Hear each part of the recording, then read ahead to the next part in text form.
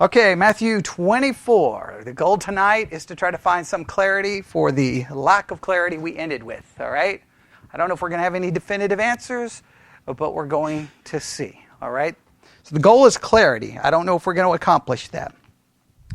Matthew chapter 24. Everybody ready? Yep. I'm going to keep asking over and over and over. All right. Matthew 24. Here we go. I don't know if I am actually, because I don't know what to do with this. I don't know what to do with this section of Scripture. All right, Matthew 24. All right, we looked at the fact that Matthew 24, we've looked at it over and over and over again, that the context obviously is the disciples asking Jesus the question in regards to his prediction that the temple was going to be destroyed. Jesus begins to offer them signs that's supposed to point them to the destruction of that temple. So obviously just your normal everyday reading of Matthew 24 should lead, and I think this is very important, because, in fact, I haven't really talked a lot about this. When it comes to hermeneutics, obviously there's all kinds of different systems of hermeneutics, at least 5, and it can be very frustrating just looking at the different 5 systems of hermeneutics, because if you follow each one of those systems would lead you to completely different interpretations of any passage, right? But all 5 of these exist within the body of Christianity. So that's why there cannot be any agreement within the body of Christianity, because there's no agreement on which hermeneutic to use. But I think a basic rule, like forget all of the hermeneutical systems, right? Because I think sometimes that can be very confusing. And even trying to understand, like if I was to teach all 5 of those systems, by the time we got done with some of those hermeneutical systems, I guarantee you wouldn't even know what they're talking about, neither would I, because the system itself is so confusing. All right, but just set aside all of those different hermeneutical systems, okay? If we set them aside, we would be left with, now think about this, if we throw out all of the hermeneutical systems, what would we be left with? We'd be left with a Bible that is obviously in a written format, yes? So then we would have to rely on what? Forget hermeneutics. What would we have to rely to understand what we read? The basic rules of reading, right? Okay, agreed? All right. So, now if you get a hermeneutical system that moves you away from those basic rules, I call those hermeneutical systems greatly into question. Right? I would say they're flawed, because how can you bring in some rules that would move you away from the basic understanding of the words that are used? In fact, I will argue if you move away from those basic rules, I would almost demand that you would have to impose a magisterial authority that would interpret it for you. Because if the hermeneutical system is so confusing that the average layperson can't even understand the hermeneutical system, then it would be impossible for them to interpret anything, right? And the whole Protestant argument is that who can interpret it? Everyone. That the Protestant system is, I can do it, right? Well, okay, then we're going to have to say that the basic reading would have to be the basic way, would put it this way, it would get the greatest weight in how to understand it. The basic reading of Matthew 24 would lead you to understanding that what Jesus is pointing to is signs that point to what? Destruction of the temple, 70 AD. So anytime we move away from that, we have to have some kind of overwhelming evidence that would point us to move away from it. Agreed? Yes, I think that would be a basic rule that we need to impose on this. All right, now, I think we've been dogmatic. Starting in verse 4, all right? If you want to make a little note here, I think we can say, and I wish we had more people here, but verse 4, I think everyone can agree that verse 4 would clearly make sense applying to 70 AD, and we don't even need to look for a future implication. Agreed? Right? Yes? Or is there disagreement? Okay, hopefully there's universal agreement on that, okay? All right, because verse 4 is just a warning about what? Don't be deceived. All right, and clearly he's referencing them specifically. Hey, coming about the destruction of the temple, let no one deceive you. All right, verse 5. There shall become many in my name, saying, I am Christ, and shall deceive many. We've already looked at historically, demonstrating what? Okay, well, it could be at any time, but clearly this would apply to 70 AD, right? For first and foremost, right? I think there's some later discussions about deception that may have a broader context, but I'm saying clearly this would point to 70 AD. Next verse. Wars, rumors of war, be not troubled, for all these things must come to pass, but the end is not yet. In other words, starting at around 33 AD up to, say, 69 AD, they're going to hear about wars. Hey, the end is not yet. Okay? Because the end's going to come in 70 AD. All that would point to 70 AD. No problem. Verse 7, nation shall rise against nation. There shall be famines, pestilence, and earthquakes in diverse places. All of these are the beginning of sorrows. Clearly, all those things were happening between 33 AD and 69 AD. There's no question about it. We don't even have a problem. And just basic reading would lead you to this, right? Okay, next verse. Then shall they deliver you up to be afflicted, and shall kill you, and you shall be hated of all nations for my name's sake. Then shall many be offended, and shall betray one another, and shall hate one another. And many false prophets shall rise, and shall deceive many. And because the iniquity shall abound, the love of many shall wax cold. But he that shall be endure unto the end, the same shall be saved. All right? And the gospel of the kingdom shall be preached into all the world for a witness unto all nations, and then shall the end come. Even if you have any hesitancy with any of that, the basic general reading of the passage would demand that you first apply it to what? 70 AD. So we don't have any problem with all this. Verse 15.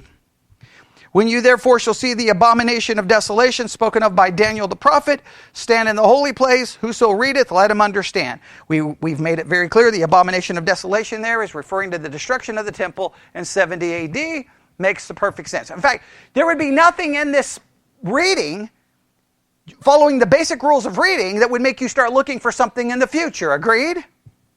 There's nothing here that would make you go, wait a minute. It's got to be future. Because the basic thrust of the passage is Jesus explaining to them when the temple is going, the signs leading up to the destruction of the temple. So far, so good? Verse 16, when you see the abomination of desolation, what do you need to do? Flee, right, into the mountains. Verse 17, let him on the housetop not come down to take anything out of his house, neither let him which is in the field return back to his clothes. Woe unto them that are with a child, and to them that give suck in those days. But pray ye that your flight be not in the winter, neither on the Sabbath day. Stop right there. All of that would clearly point to 70 AD and running and fleeing and all of that. Okay, that brings us to verse 21, where the problems start. I put forth an idea this morning to fix this problem. Based off all the comments I've received, it wasn't very successful. Okay? It wasn't very successful. And I understand why. Because it's problematic. Now, what's frustrating is if I go to it's just so irritating that an entire book, to give the preterist view, that has been working verse by verse, gets to this and decides, we don't need to cover it. Like what? That's beyond irritating.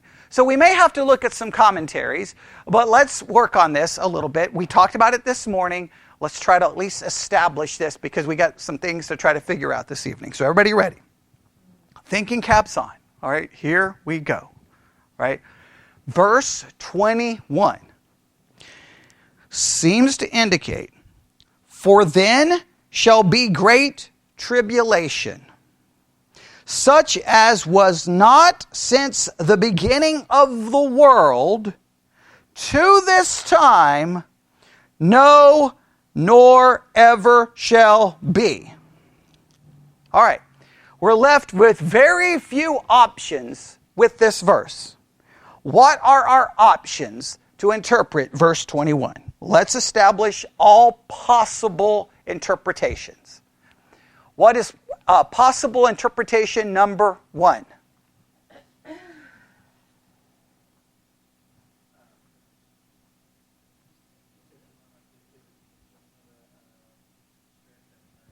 Well, let's go with nobody agrees with that one. Okay, all right, okay, nobody. We'll set the one I put forth as last, since clearly, based off comments today, it seems like a lot of people are having trouble with it. It's not that they disagree; they're just having trouble with it, which I can understand.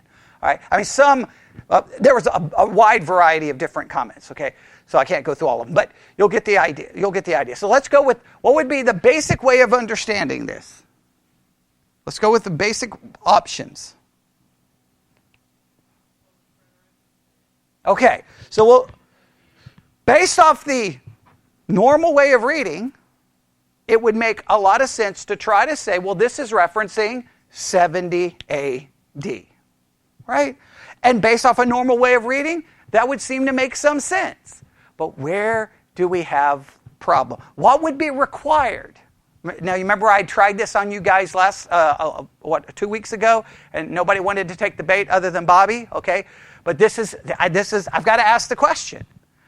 What would be required for this verse to be fulfilled in 70 AD?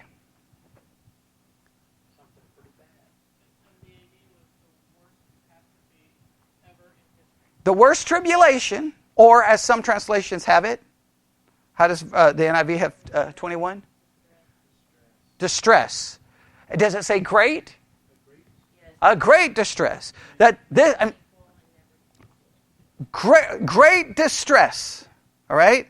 A time of something really bad happening. Yes? So, for this to be understood as referring to 70 AD, then 70 AD would have to be considered the greatest distress to ever happen, going all the way back to the beginning of the world, going all the way to the end of the world. Would that be fair to say? Yes? Okay? Would everyone agree with that? I'm going to read it from another translation here. And should ever be equaled again. That's verse 21, right? For at that time, now please note how this translation is, for at that time, seeming to be referring to 70 AD, for at that time there will be great distress, the kind that hasn't taken place from the beginning of the world until now, and never will again. Well, that would require that 70 AD is the greatest distress ever, and I'm sorry, I can't wrap my mind around that. I can't wrap my mind around it for a number of reasons. One, horrible things that happened in the past, and if we're even half right about how to read the book of Revelation, far worse things are coming. Right. Even before we read Revelation, I think World War II.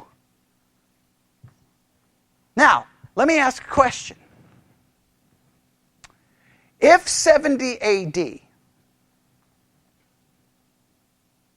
I don't think this even works. I'm trying. If 70 AD marks, remember we talked about what is the end that's being referenced? And we talked that the end there could be the end of the temple, but it seems to go to the end of the Jewish age. Correct? Would the end of the Jewish age mark the greatest distress that has ever taken place or ever will take place? The only way I could say that would be true is if the destruction of 70 AD ended all hope of salvation for everyone. That would be the worst distress ever. But Hebrews says, no, that system is gone, but something far better has come. And if something far better has come in light of 70 AD, then 70 AD cannot be the worst distress ever, because something better comes in the rubble of 70 AD. Well, actually before 70 AD, but after 70 AD, it's the only thing left. All right, does that make sense? So that doesn't really work. So to say that the preterist view is right, you see why this doesn't work for me? All right, what's the second option? There's option number one, that this is referencing 70 AD alone, and I can't wrap my mind around it. What would be the second option?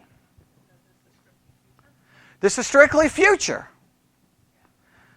Okay. Now, do you see where this gets confusing? Yes. So, wait, something future is going to happen that's going to be the worst since the beginning of the world till then. Well, what thing would that be? If you say it's the abomination of desolation in the future, so the abomination of desolation in the future, when the Antichrist declares himself to be God, is the worst thing that has ever happened since the beginning of time, or that will ever occur, I would think Revelation 19, when Jesus comes back and slaughters everyone, right? In Revelation 19, everybody familiar with that chapter? I think that would be far worse than just the Antichrist sitting in the temple declaring himself to be God, yes? So, what would be the future event that would be so bad that no one has ever seen anything in the past or anything in the future? That doesn't make any sense, does it? Now, if you're saying that this is referencing the future Great Tribulation, let's say that 7-year period, okay, but what would be the problem with trying to say this is a reference to the 7-year tribulation of the future? What would be the problem with trying to do that? Why does it show up here? Doesn't seem to make any sense, does it? Because what's the exact way the verse begins? Verse 21. For then shall be great tribulation. The for then seeming to be a reference to what?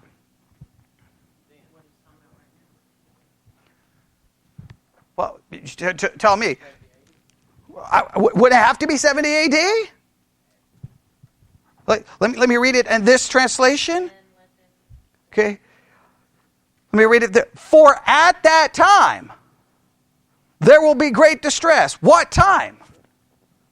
For at that time. What time would it have to be referencing?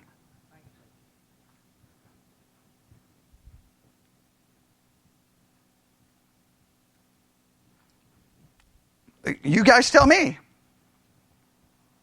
Remember, you're not Catholic, so you have to answer, right? Remember, y'all supposedly have this.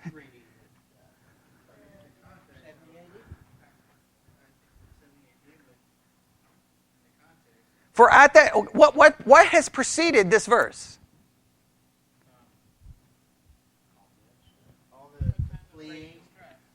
Do what?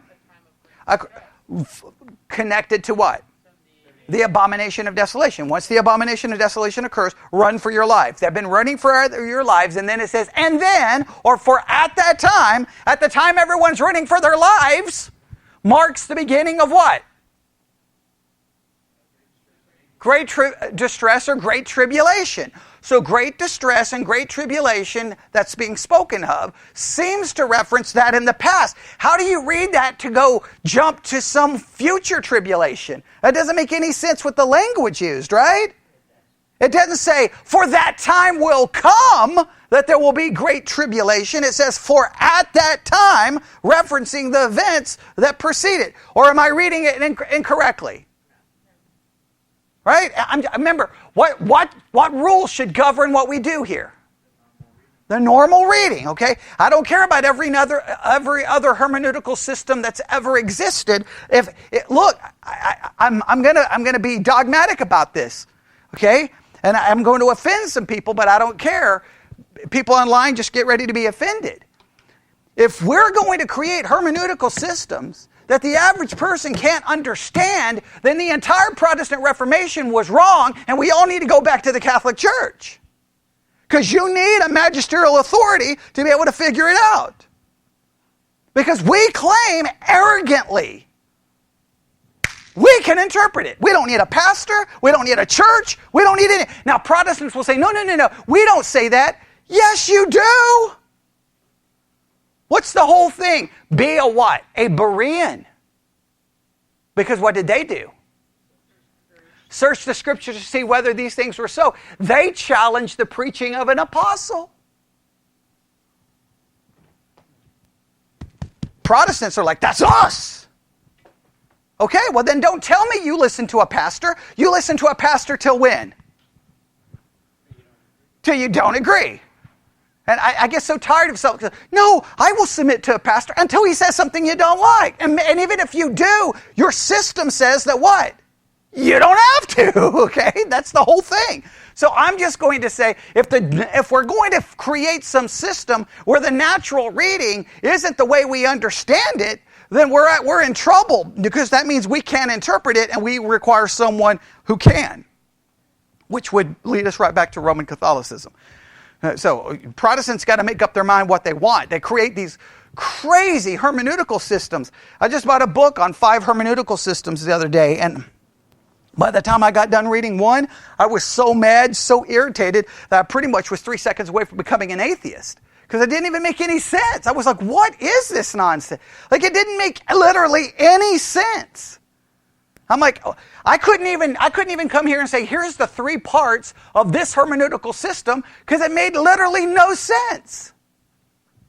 Right? Well, you see how frustrating that is? Well, then how can we ever come to any agreement here? So I will argue the only way to understand this verse is it can't be referencing a future one. Do you see the problem with that? Because it says, for at that time, starting in 70 AD, marks the beginning of what? Great distress. Would everyone agree that would be a normal way of reading it? All right. So that is what led to my third option. Clearly, this can't just start and end with 70 AD, because that's not the worst that's ever happened. So that doesn't work. It can't jump to the future, because the very language says for at that time, not pointing to something in the future, but what they're just talking about. So I made the argument that starting with the abomination of desolation, the destruction of the temple in 70 AD, began the time of Great Tribulation. And Great Tribulation is a period of time that goes from when? 70 AD till Christ returns. Now, by doing that, do we have things that are far worse than things that go all the way back to the beginning? I would think so. I mean, whatever the population was in Genesis 6, you know it couldn't have been as near as large as the population that would be, 6 million people, just Jews alone in World War II died, right? You think of all the wars, all of the disease, all of the plagues, the famine, all of the horrible things that's happened to this world since 70 AD. We've had massive earthquakes that's killed thousands. So many things that have destroyed so many lives. And then when you get to the book of Revelation, wouldn't we agree that that period, which is sometimes referred to as the Great Tribulation, whatever tribulation that is, would include this period of time that began with 70 AD. That would include things that would be worse than anything the world has ever seen, and it will be worse than anything that will ever come after, because it ends with a new heaven and a new earth, so there'll never be anything bad happening after it. I think that's the only solution.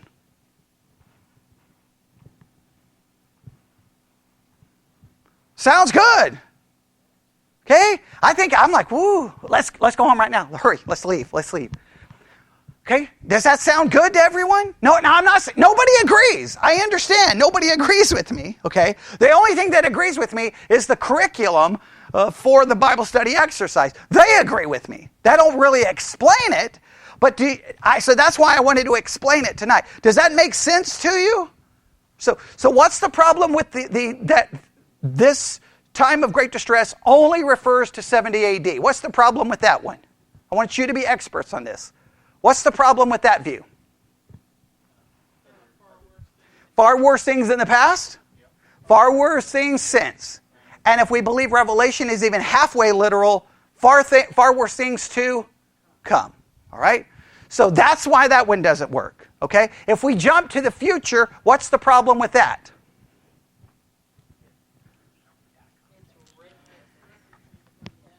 I'm going to read it again the way it as, for at that time there will be great distress.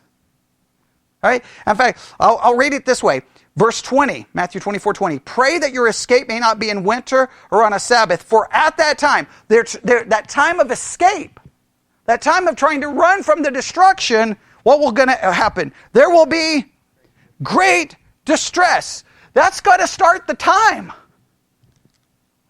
Right, so if we jump to the future, it doesn't make any sense. Agreed? So, if we say, my third view, this starts the time of great distress, and it goes all the way to Jesus comes back, that would involve what? Everything. And that would seem to fit. Yes? Okay. But does it actually work? Well,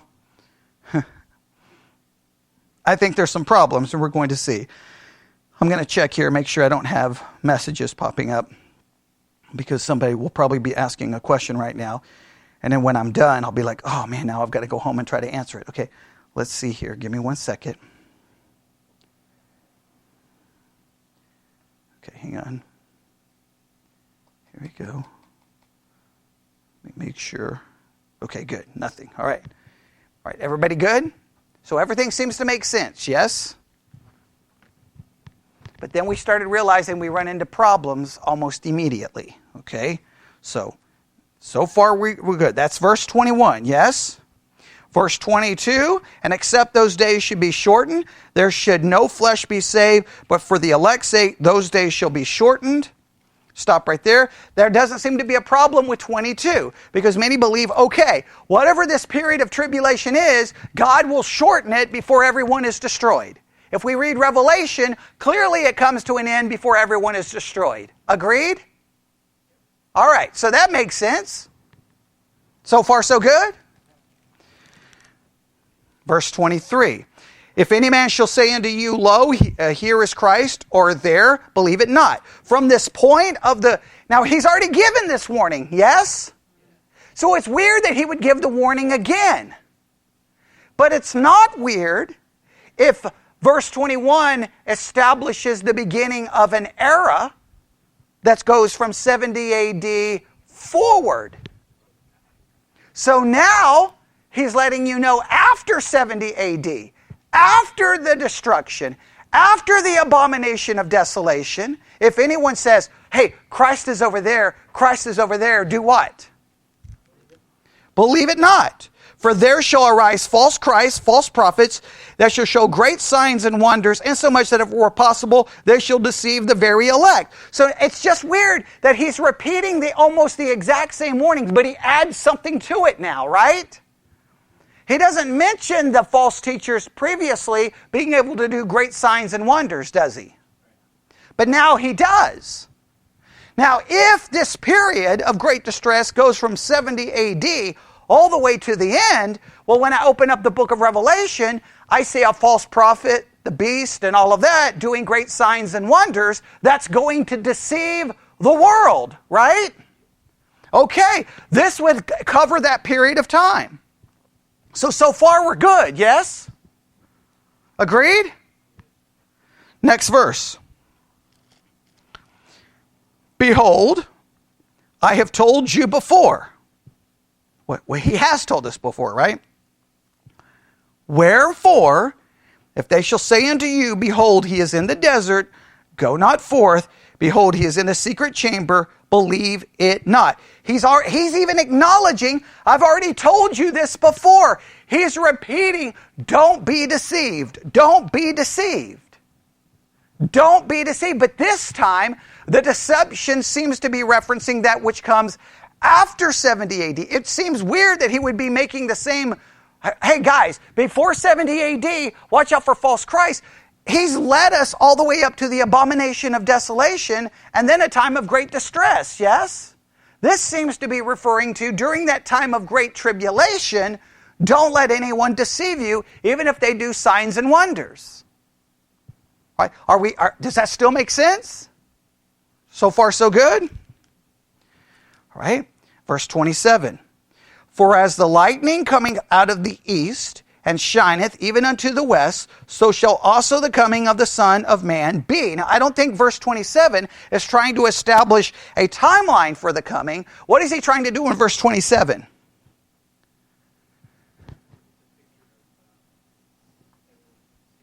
Yeah, he's just simply making sure they understand, you're going to know when I show up because it's going to be obvious. He's not trying to establish a chronology here. He's just making sure we understand that when he shows up, you're going to know it. Agreed? Okay? That would still fit my view that everything since the abomination of desolation, a time of great distress has occurred. During that time of great distress, a lot of people may say, Jesus is here, Jesus is there. Don't listen. You're going to know when I come back. It's going to be absolutely obvious. Don't you wish we could stop right here? Because it would fix everything, yes? All right. What happens in the next verse?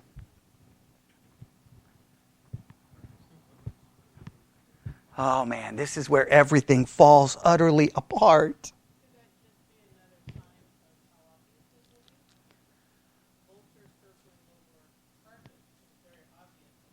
Well, it could. The problem is it so fits 70 AD that it's hard not to read 70 AD into this. Okay.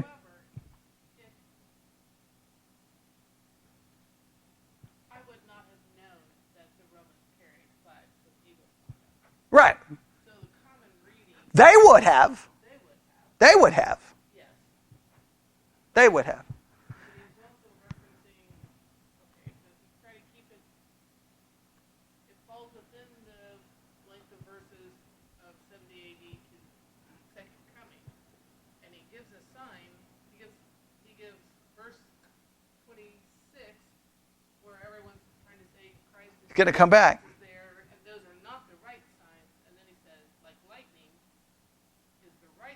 Or lightning would be an obvious sign. Right? He's just trying to contrast the unobvious. Hey, he's over there in a secret chamber versus something very obvious. Okay. I guess, but you know how many times a bird is over a carcass? And how many times we've had lightning, though? True. I mean, every thunderstorm here in West Texas. Right. So we can't be saying. So it's going to be. I don't know, but.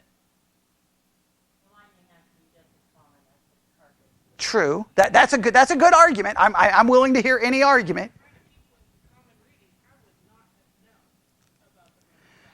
But the people he's talking to would have. I mean, they would have seen them countless times. Right. And remember, he's answering their question about when this is going to occur. And then he's giving them signs. They would have. They would have. But I think he's just using now. If you go with your argument, he's just using lightning as an example that it's going to be obvious. So is he using the fact that an eagle over a carcass would be obvious? Is he just doing that, or is he making a different statement here? So let's. Okay. Possibly, I've got a possible idea, but let's see here. Okay, so he warns them, for wheresoever the carcass is, there will the eagles be gathered together. Now that I'm gonna acknowledge something. That verse seems so far out of place that it makes no sense to me. It literally, like, wait a minute, you just talked about the Son of Man coming back, and then you're like, wherever the eagle is, there's the carcass will be, right? And you're like, what is going on? Okay, now I'm not going to say this works in any way, shape, or form. But I'm just going to try this, okay? You can reject it outright if you want to. If we say that the time of great distress goes from 70 AD all the way to the end, right? Agreed? And obviously, at some point, Jesus is going to come back in a very visible form. And then somehow he connects that Jesus coming back in a visible form with dead bodies and birds. Yes? Everyone go to Revelation 19 and tell me what you discover. I'm not saying this works. Not saying this works. I'm just saying, let's consider. I would prefer to refer that to 70 AD because it fits perfectly. But, all right, well, we're just going to go through this, okay? All right. Revelation 19, starting at verse 9 through 10, we have what happening? The marriage supper of the Lamb. Agreed? Everybody see that? I'm going to move my mic up a little bit, okay? So far, so good? Then starting in verse 11, I saw heaven open. Everybody see that? Behold, a white horse, and he that sat upon was called Faithful and True, and in righteous he doth judge and make war. His eyes were a flame of fire, and on his head were many crowns, and he had a name written that no man knew but he himself. He was clothed with a vesture, dipped in blood, and his name is called the Word of God. And the armies which were in heaven followed him upon white horses, clothed in fine linen, white and clean. And out of his mouth goeth a sharp sword, that with it he should smite the nations, and he shall rule them with a rod of iron, and treadeth the winepress of the fierceness and wrath of Almighty God. And he hath on his vestures and on his thigh a name written, King of Kings and Lord of Lords. And I saw an angel standing in the sun, and he cried with a loud voice, saying, to all the fowls that fly in the midst of heaven, come and gather yourselves together unto the supper of the great God. You have the marriage supper of the Lamb. Now you have another great supper. What is this one called? The great supper of God. And who's invited to this supper? Birds. Birds are invited to this great supper. What are they going to be eating? That you may eat the flesh of kings, the flesh of captains, the flesh of mighty men, the flesh of horses, and of them that sit on them, and the flesh of all men, both free, bond, both small and great. That does not sound like a pleasant scene. Birds are going to be gathered together. And they're going to eat.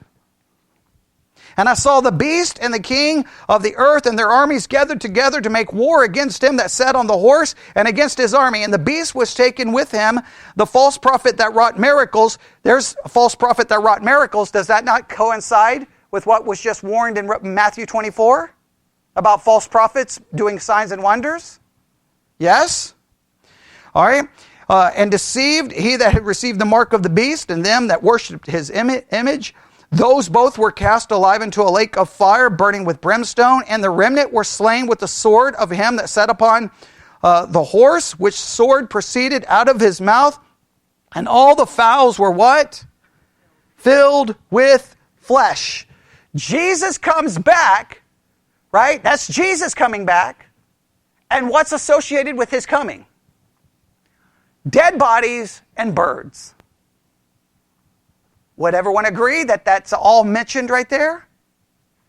In Matthew 24, Jesus talks about his coming back with lightning and then what's immediately associated with it. Well, first, there's a warning about false prophets deceiving people, yes, in Matthew 24, with signs and wonders. The signs and wonders is mentioned in Revelation 19. Then Jesus is said to come back with lightning. Heaven opens, he comes out. Then the next verse talks about where you see the eagles and the bodies, right? In Revelation 19, you have birds partaking of the flesh of humans, right? All fits together. Now, I can go full-blown preterist here, because others would say, well, that's exactly right, because the book of Revelation is about 70 AD. Okay.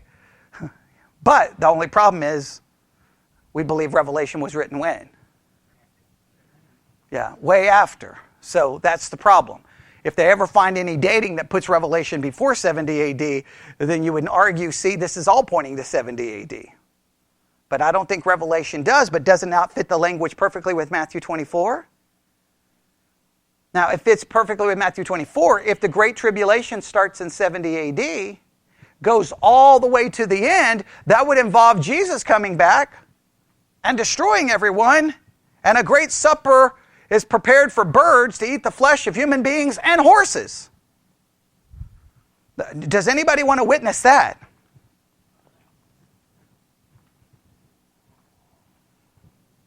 So far, so good?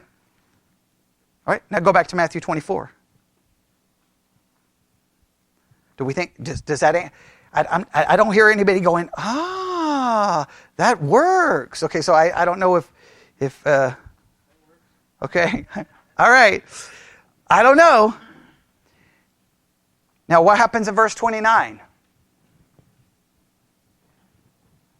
Now, this is where it gets confusing. Immediately after the tribulation of those days. Now, here's the problem. Which tribulation is this referring to? We go back to our three options. What are our three options? Just 70 AD. We're just going to keep this in 70 AD. Immediately after the destruction of the temple, what happens? According to this. The sun is darkened, the moon shall not give her light, the stars shall fall from heaven, and the powers of heaven shall be shaken. That's kind of problematic, would we agree? So what would we have to do here to make this work 70 AD? That's all symbolic. And guess what's it symbolic of? The fall of a nation. So this would have to make it all 70 AD. And we've already found problems with trying to keep this all in 70 AD, agreed? So, have a problem with that. If we jump to the future, what's the problem with that? If we jump just immediately to the future and leave everything else out, we have a lot of difficulty because it doesn't seem to fit with the phrase that for at that time, in the previous verse in verse 21, is where the Great Tribulation begins. But wherever this tribulation ends, so where does this tribulation end? Well, if this tribulation ends with the return of Christ, now we've got to associate what with the return of Christ?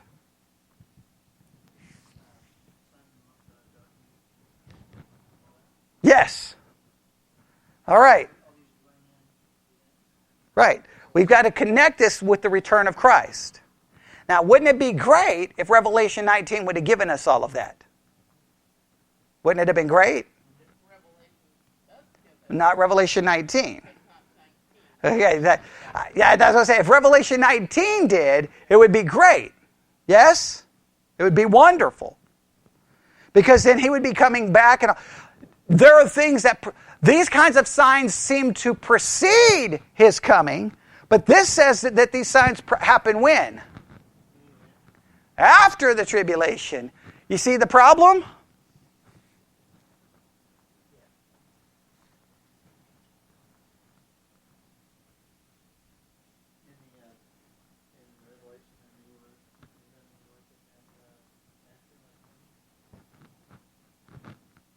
So, let's try this. Go back to Revelation. I'm not going to say this works. I'm just trying. Look, I'm throwing out every idea I can possibly come up with, okay?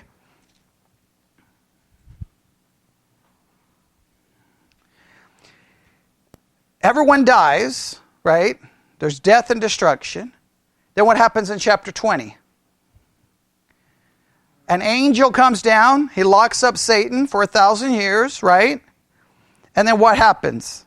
The 1,000-year reign of Christ, agreed? At the end of those 1,000 years, we have a war, correct? Okay. Then we have a judgment that occurs in verses 11 through 15. What happens in verse 21? Yeah, chapter 21, verse 1. But what happens before the new heaven and the new earth?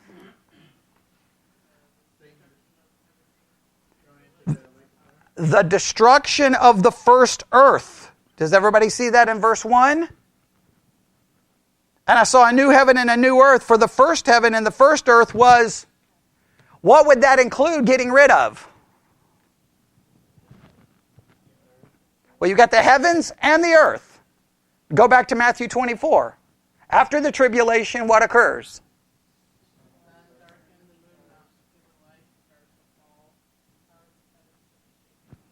Okay, can we fit that in? That would be the destruction of all of that?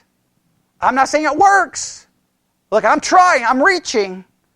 But I'm just saying Matthew 21 is after the tribulation. Agreed? And it has the destruction of all of those things. Moon, sun, stars, all of it is gone. Because you're going to have a new heaven and a new earth. It's not immediate. But it just says after the tribulation. It's after the tribulation. It's 1,000 years after the tribulation. But it's after the tribulation. Okay, and a war, but it's still after the tribulation. All right? I'm just saying, chronologically, it at least fits. Okay? Now, the only other option is that all of that is simply symbolic of the destruction of Israel. So guess what? We're still then making everything that precedes it 70 AD. So guess what would be required? Go back to Matthew 24. I want you to see the problem here. Go back to Matthew 24. I'm trying to make it all fit together. I'm trying. All right?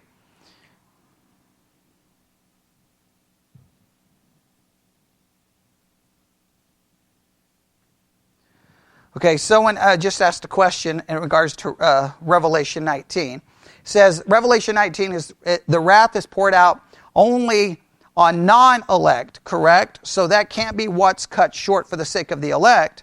Sorry if I'm confusing things. Well, all I'm going to say is what's cut short is the time of tribulation is cut short so that not everyone is destroyed. And clearly not everyone is destroyed. Agreed? I'm not saying it fits perfectly. That's the only possible explanation, okay? So, go back to Matthew 24, all right? All right, here we go. Now, stay with me. Matthew 24. Immediately, now, okay. Now Sarah can make an argument. It says immediately after the tribulation. There's a problem. We got 1,000 years.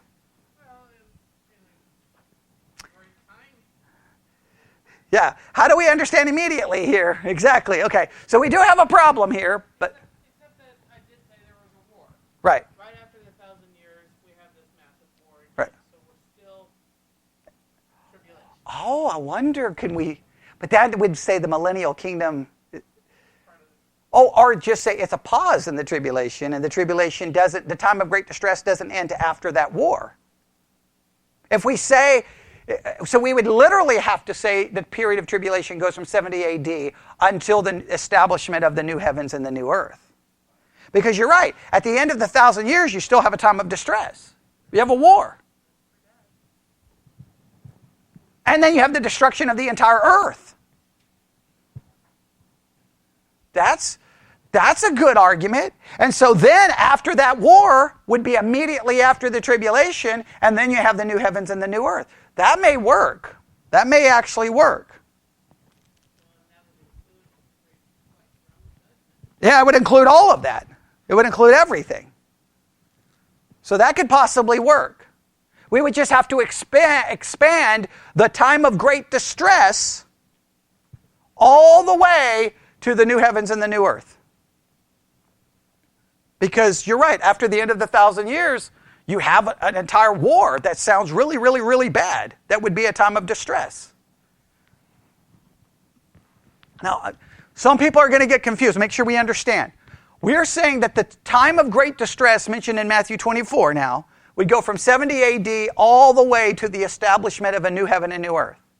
I am no way, shape, or form throwing out that there's a possible time period called the 7-year Great Tribulation, possibly referenced in Revelation. I'm just saying whatever that time of tribulation is that's 7 years long would involve the greater period of time of great distress that goes from 70 AD to the establishment of the new heaven and new earth. Does that make sense?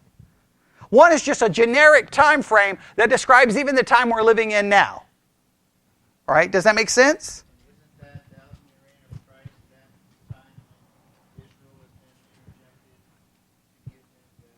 Yes, but the main thing is at the end of it, there's a war, which still would be a time of great distress. All we got to do is just demonstrate that even though it may stop for 1,000 years, right? But even during that 1,000 years, Christ is ruling people with a rod of iron, so there's still going to be time of distress and judging. Things are still not perfect. Clearly, people still have a sinful nature because Well, they reject and rebel at the end, right? So, all right. So, when?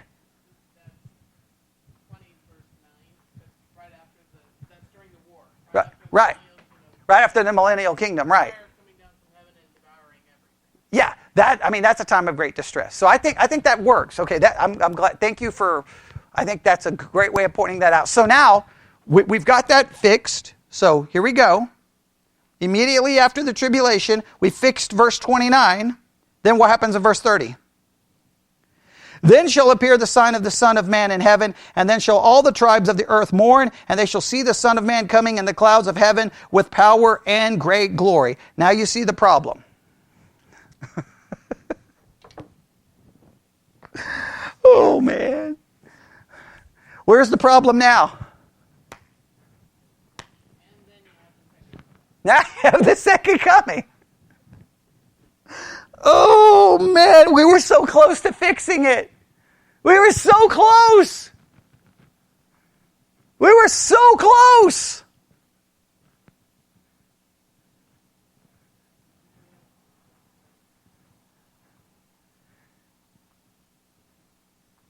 We were so close, weren't we?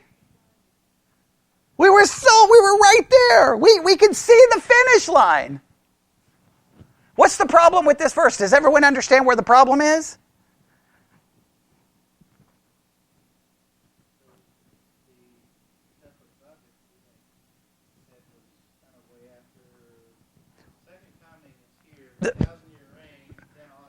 Yeah, we have the second coming. Then we have the 1,000-year reign, right? Then we have the war. Then we have the destruction of everything in the new heaven and the new earth. At the destruction of everything, everyone's not going to see Jesus coming. He's already there.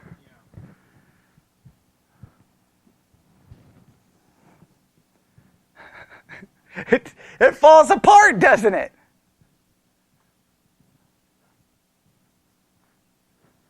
So, what are our options here? Okay, let's go back to it. We'll just have to end here. I wanted to end with, we're removing all confusion. It's not going to happen.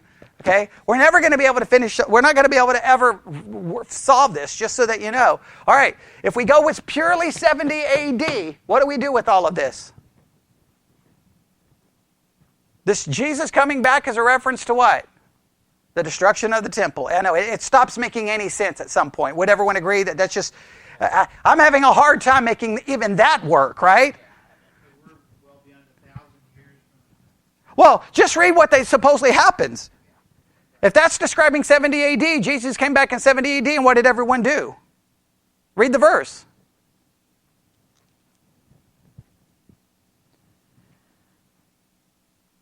And then shall appear the sign of the Son of Man in heaven, and then shall all the tribes of the earth mourn, and they shall see the Son of Man coming in the clouds of heaven with power and great glory. That did not happen in 70 AD. Now, I got the preterist explanation right here. It's complete garbage. That does not work. Would everyone agree? Or no? I'm hearing silence, so I don't know what that means. Does anybody else think it makes sense? No? Okay, I got 2 no's. No, I got 3 no's. Okay. Sarah, are you contemplating if it makes sense? Okay, all right. She's unwilling to commit. Okay, I have a hard time making that fit 70 AD. Look, I've read the preterist view 50 times, and it still doesn't make... They just make it all symbolic, right? That doesn't even work, right? Even in a symbolic way. Where did everyone mourn? Oh, 78. Did the whole world, all the tribes of the earth mourn 70 AD? I would think most of the tribes were celebrating 70 AD. Agreed? It was the destruction of Israel. So Maybe, I don't know. I don't think anybody saw 70 AD and go, Jesus just came back. Okay? No, I don't think that doesn't make any sense to me. All right? If we jump to the future, what's the problem with putting this just to the future? The chronology seems to all fall apart, right? We were able to fix where, like, okay, Jesus comes back, there's the slaughter of everyone, there's birds. Like everything was working so good, right? We had the end of the tribulation. We tried to figure out how we could make that fit. Now this seems completely, once again, out of place.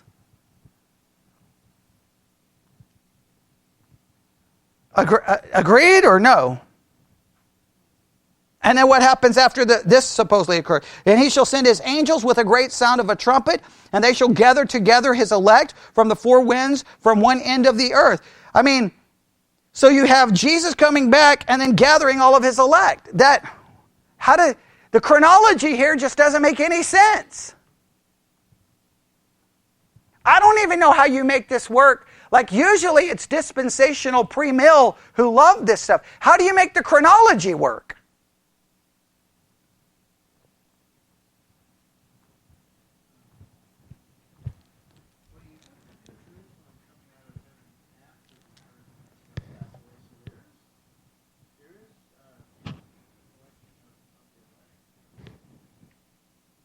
Wouldn't they have been gathered during the millennial kingdom?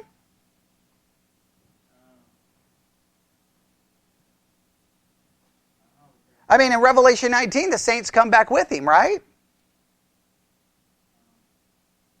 Yes, they come back with him. Then destroy everything. Then you have the millennial kingdom. Are the saints not gathered there?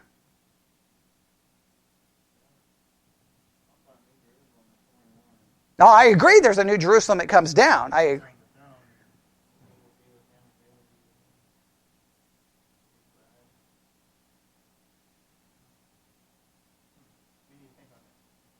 Yeah, we definitely have to think on it.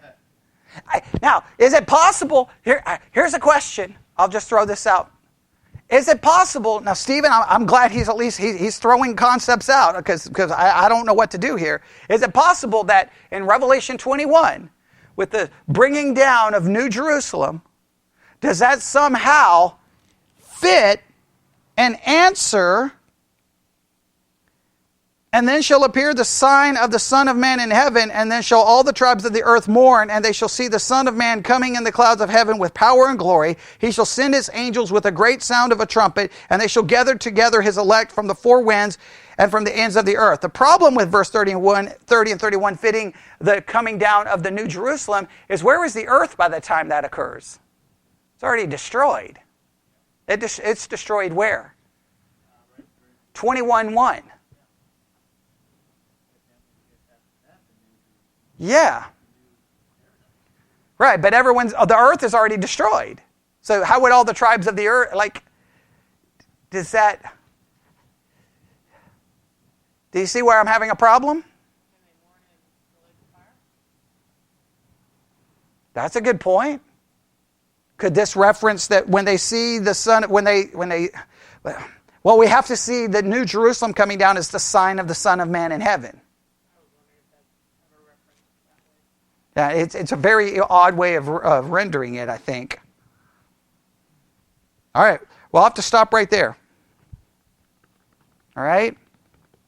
So, to the person who asked the question about in Matthew 24, where's the verse that says the time will be cut short?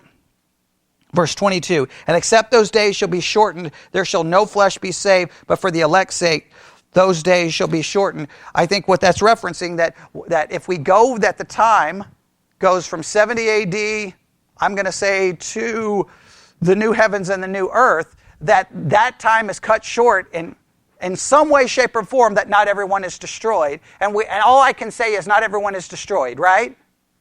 And I would say that the people who are saved are clearly the elect, right? All right, so I don't have any better. To me, there's far more greater problems than that. I may not have a good answer for that, but that's the best I can come up with. Somehow in God says it's going to be shortened, so God knows it's going to be short, which is really weird. How is he shortening what he already knows he's going to shorten? I don't know how you work that out, but okay. All right. Any other questions currently? All right, so where did we stop with not knowing the answer? Verse 29. Verse 1. Don't make me have to go all the way back to there. Verse 29 and following is completely perplexed and confused. And what even makes it, Verse 34 even makes it more confusing. Everybody see why verse 34 breaks the entire chapter? because that generation is not going to pass away until they see all those things happen. That's the ace up the sleeve for the preterist. The preterist is like, it has to all be 70 AD. And I understand. Verse 34 makes it almost impossible to argue against a preterist. You got to start playing all kinds of games. But I will argue for them to make 70 AD work, they have to play all kinds of games. In other words, whatever position you hold to, guess what you're going to have to do? Play all kinds of games to try to make it work. Because I don't think any one answer works. So, we tried. All right, let's stop. Lord God, we come before you this evening. All I can say is we still don't have answers. And Lord, just continue to give us the dedication and commitment to try to find the answers. And we ask this in Jesus' name. And God's people said...